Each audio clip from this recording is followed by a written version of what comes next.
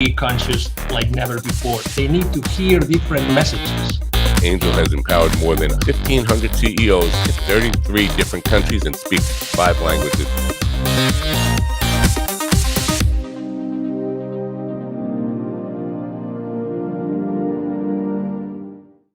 Hello, everybody. This is Angel Rebo, the CEO, confident, and also the president and co-founder of the Wisdom for Kids Foundation.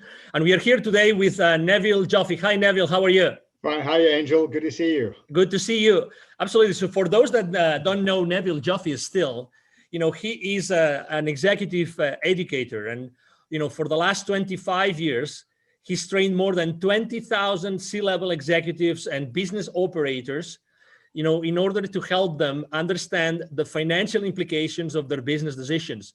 And he's done that with very, very large corporations in the world, like, Campbell Soup, Bombardier, or Hallmark Cards, and so many others. So welcome to the show, Neville. How are you today? Yeah, wonderful. Thank you, Angel.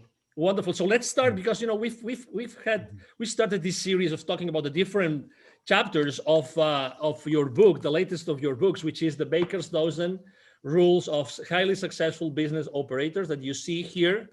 And I wanted to talk today about the chapter 7, which has a very, very nice title, which is Revenues Are Vanity, Profits Are Sanity, and Cash Flow is Reality. What is behind that subtle title, Neville? Angel, over the years, I've looking at publicly traded financial statements, speaking to business owners, operators, executives, boards of companies.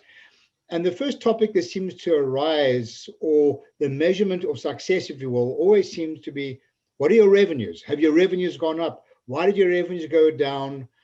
The first topic of conversation is really around, do you have enough cash to survive?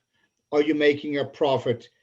I'm not suggesting they don't talk about those things, but usually the first thing on the list are revenues. And often a lot of the small operators as well tend to say, well, my revenue's up, everything is great. That couldn't be further from the truth. Because revenues are vanity. What are your revenues? Person says, well, they're up by $3 million. Really? What they should be following the equation with, are you making a profit? And right. If you are making a profit, they should be asking, do you have any cash to stay alive in your business? How about your cash flow? So then, hence, that's why I came up with this chapter, revenues are vanity, profits are sanity. You need to make profits if you want to sustain your profits and cash flow in your business. So obviously everything starts, in sales, right? I mean, the money gets into companies through sales. So you're selling some sort of product or services. But really, as you say, sales is often used, even when large corporations are reporting to, investors, most of the conversations are around sales. Why do you think this is consistently like, the profits and revenues are consistently like a blind spot on those conversations? I think a lot of it is naivety, Angel. What happens is there's a distinct disconnect between those people. Let me start from the top. There's an alignment between investors, the board, and the CEO. Well, they better be aligned, or the CEO won't last very long. But there's a disconnect between the CEO and the C-suite, and even a bigger connect between the C-suite and those people in day-to-day operations. Ultimately, those people in operations, and I said this on previous interviews as well, and I'm going to stick with it because it's so important. Ultimately, those people in operations are the ones who are essentially signing the checks in the corporation. They were making decisions. You spoke about sales. So people in sales are the ones who are discounting. Do they even know how much volume they've got to sell to offset a discount to maintain the same gross profit? I can count literally on one hand how many people give me the right answer. They've never even thought to even ask a question. Have they thought about, you're going to increase your sales and so revenues go up? Have they thought about the additional resources that are needed to support those sales? This really speaks to chapter 3 of the book. Just do as you say you're going to do. So what's happening is there's this big disconnect between governing the success of a business from a sales point of view by increasing revenue without even a consideration to the resources and the money that is needed to support those increase in sales. So again, a lot of it is naivety, a lot of it is a lack of financial transparency, a lot of it is a lack of communication, a lot of it is a lack of engagement. In fact, if you look up on the top corner of my screen, we talk about driving sustainable profits and cash flow. The word sustainable is the opposite word, but to do that, we need to engage our employees, we need to educate them, and only when we do that is it reasonable to hold them accountable. So a lot of this is a big disconnect in communication and education. All right, we have identified this issue, this problem, this blind spot. What can we do to fix it? First of all, another chapter we'll talk about later on is not everything interesting is useful. Right. And don't evaluate numbers in isolation. So the way to fix this is to deal with the root cause of the problem, not the symptoms, and not to keep doing the wrong thing more efficiently. We need to do the right thing more effectively. And the right thing is to, number one, have sufficient financial transparency that everybody knows what's going on.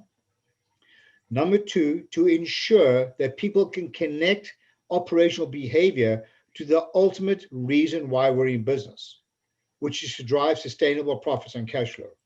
Otherwise, they're operating in a vacuum. They're looking at numbers in isolation. That is the root cause of the problem. So if people get educated, understand the implications, and learn to communicate with each other through engagement, that is the root cause of the problem. I'm not suggesting it's a perfect solution, but one thing's for absolute certain, it will resolve a lot of issues. You know, often when I've worked with these large corporations, Angel, and we're customizing our training programs, our business literacy training programs, I'll often hear that the company has a lot of problems.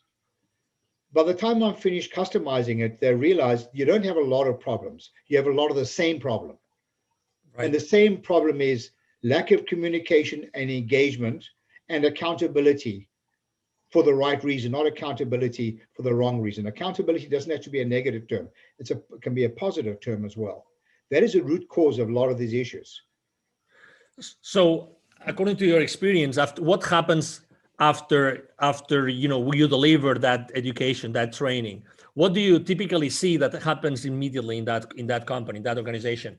Well, there are a lot of things that happen, but in the interest of time, I think the first thing that comes to mind is that there's an adjustment of the KPIs and the metrics that are expected for your people to read. I've seen this happen so often. It comes to budget time, and we'll using salespeople or whatever, we'll get a list like this, 500 line items on a budget. What happens is the average person's eyes glaze over.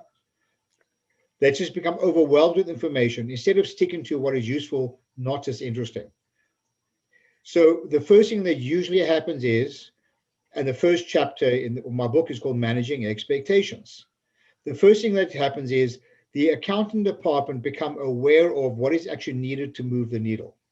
Don't throw a lot of stuff at everybody because it doesn't move the needle in any way. All that happens is people's eyes glaze over. That is an absolute reality. And another issue is that financial literacy, business acumen is usually the elephant in the room because people become intimidated by it because the average level of literacy, according to our testing, and as you alluded to earlier, we've taught a lot of people, is less than 40%. Doing simple math, that means people are 60% illiterate. So can you imagine how many decisions are made in a vacuum without understanding the implications? So the first thing that usually happens is usually there's a stronger alignment between finance and people in operations of the organization. They narrow this gap without boring them with a lot of unnecessary information. If people would like to know more, Neville, what's the best way to connect with you? Oh man, I love a good debate. Just contact me at my email address, Neville, that's Neville @bizwisdom. That's bizwisdom.com. Neville @bizwisdom.com. I'd love to chat with you and take us to another level. Excellent. Thank you very much for being with us today, Neville. It's been a pleasure. And for everybody, watching us today, thank you for being with us today. I'm sure that you have enjoyed this conversation with Neville Joffe as much as we have, and hope to see you soon in our next show. Have a wonderful day. Goodbye. Thanks, Angel. Thanks, everyone. Bye. Thank you so much for watching our show today. The entire team of the CEO Confidant appreciate your time and attention. If you think that you are a good fit for the CEO Confidant TV, please connect with us on LinkedIn. We hope that you enjoyed today's show as much as we did. See you soon. Angel Rivo, the CEO Confidant.